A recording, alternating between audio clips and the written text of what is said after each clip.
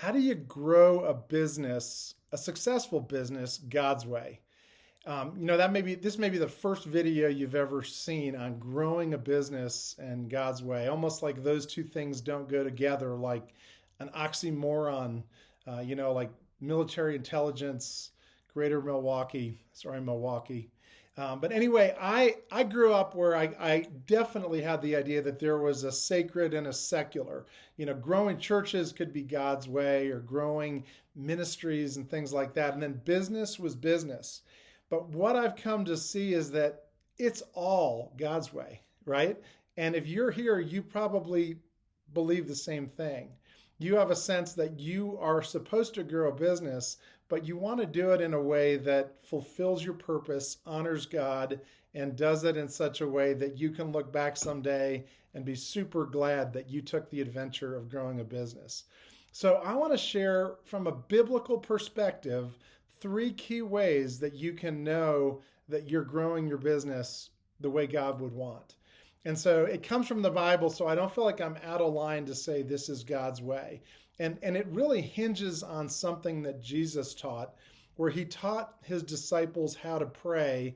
And you've heard this, where he said, "Our Father who is in heaven, hallowed be your name. Your kingdom come, your will be done." Here's what I want to highlight: on earth as it is in heaven. What God desires and what God is building is a way of life on earth as it is in heaven. And so if you want to live a spiritual life, your work can bring a heaven way of doing things down to earth. And that to me is one of those mind-blowing things, that all our work can bring a way of life from heaven down to earth. So as it relates to growing a business, what does heaven look like? And I want to share those 3 things. The first is heaven creates purposeful prosperity. And Jesus taught when his disciples were anxious and worried, he said, "I'm going to heaven to prepare a place for you that's actually a mansion." Heaven is filled with mansions, and when you come, you can be with me. And the idea of a mansion is prosperity. It's not like I'm going to prepare this little hovel for you. You're going to be in a shack. No, you're going to be in a place of prosperity. And that's what it looks like to bring heaven to earth, is to bring prosperity to where people are struggling without housing, without health care, without healthy ways to have a better way of life.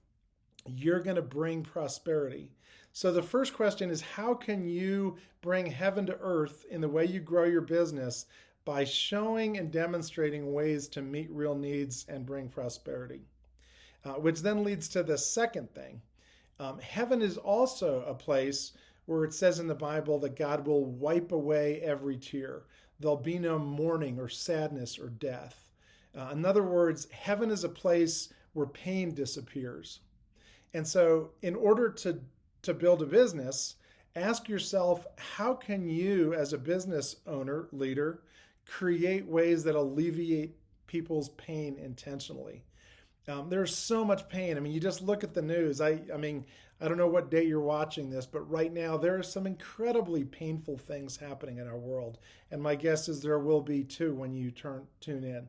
But the fact that your business can meet and understand a real pain and alleviate that is doing God's work in the world. Third thing, okay, it says in Revelation 7:15, "Therefore they are before God's throne and serve him day and night."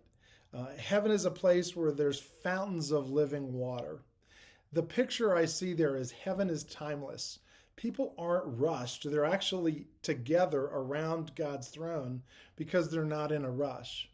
Whenever you experience business and operate in a way that's out of hurry and worry to get things done, you're not operating in a heavenly mindset.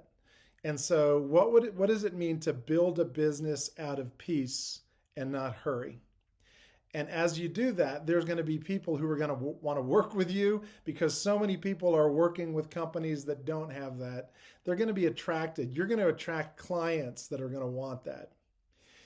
So number one, how will you build prosperity? Number two, bring about a way to alleviate pain. And number three, do so in a way and grows business out of peace.